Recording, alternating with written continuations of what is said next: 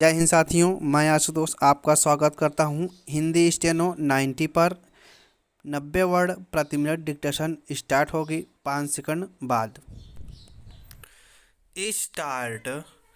जैसा कि प्रतीक्षित था, पूर्वोत्तर के 3 राज्यों के विधानसभा चुनावों की घोषणा हो गई।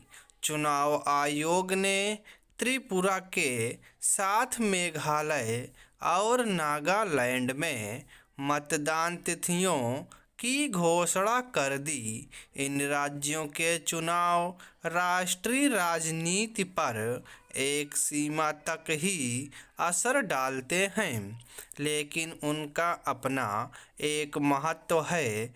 यही कारण है कि राजनीतिक दल अपनी तैयारियों में जुटे हुए थे और हमेशा की तरह भाजपा अन्य दलों से आगे नजर आ रही थी।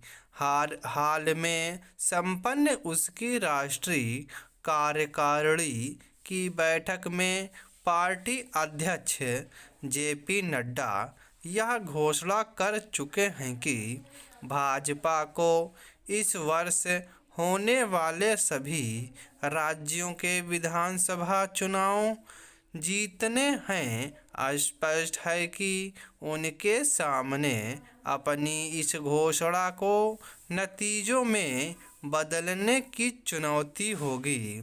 इस चुनौती के बीच इसकी अनदेखी नहीं की जा सकती कि भाजपा अपनी चुनावी तैयारियों को लेकर जिस तरह तत्पर रहती है और एक राज्य में चुनाव खत्म होते ही दूसरे राज्यों में सक्रिय हो जाती है, उसका अन्य दलों में अभाव दिखता है।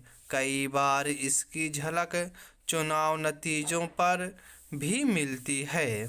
इसीलिए यह कहा जाता है कि भाजपा ने स्वयं को चुनावी मशीन में परिवर्तित कर लिया है।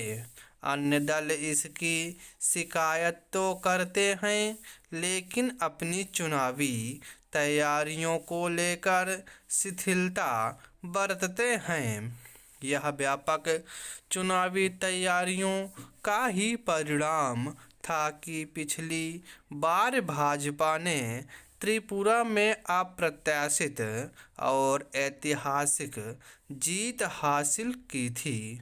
उसने यहाँ शून्य से शिखर तक की यात्रा कर विपक्षी राजनीतिक दलों को चौंकाया था। इस बार उसके सामने सत्ता बचाने की चुनौती होगी। यह चुनौती इसलिए बढ़ी हुई दिखती है क्योंकि माकपा और कांग्रेस ने हाथ मिला लिया है। भाजपा ने सत्ता विरोधी रुझान से निपटने के लिए वहां नेतृत्व परिवर्तन किया है। इसका उसे लाभ भी मिल सकता है, क्योंकि इस बार त्रिपुरा में तृणमूल कांग्रेस भी पूरे जोर शोर से चुनाव मैदान में उतरने की तैयारी कर रही है। इसलिए देखना यह है कि मुख्य मुकाबला किसके बीच होता है। त्रिपुरा के विपरीत मेघालय और नागालैंड में भाजपा सहयोगी दलों के साथ सत्ता में है। वह दोनों राज्यों में जूनियर पार्टनर है। नागालैंड में उसे अधिक बेहतर करने की उम्मीद होगी, क्योंकि पिछली बार उसने यहाँ 10 से अधिक सीटें जीती थीं, जबकि मेघालय में वह 2 सीटें ही जीत पाई थी।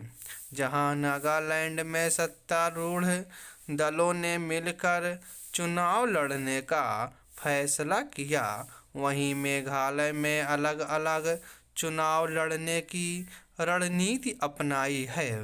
कहना कठिन है कि यह उनके लिए लाभकारी होगा या नहीं, लेकिन इस स्थिति में भाजपा के पास अपनी सीटों की संख्या बढ़ाने का अवसर है। जो भी हो, देखना यह भी है कि एक समय त्रिपुरा, मेघालय और नागालैंड में असर रखने वाली कांग्रेस अपनी स्थिति मजबूत कर पाती है या नहीं। स्टॉप।